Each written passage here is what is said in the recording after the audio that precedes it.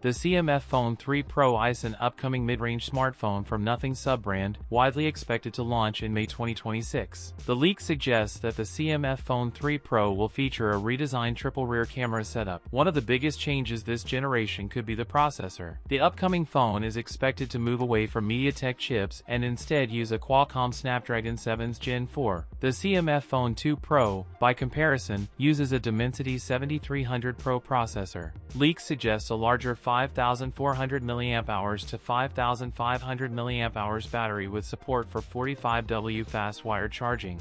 The mid-frame could switch from plastic to metal, which may improve both in-hand feel and durability. The display is tipped to be an AMOLED panel with a resolution of 2392 by 1080, along with a centered punch hole cutout for the front-facing camera. There's no official confirmation yet from Nothing or CMF, and details could still change before launch. That's it for today's video. If you enjoyed it, don't forget to like, comment, and subscribe for more content. Thanks for watching, and I'll see you in the next one.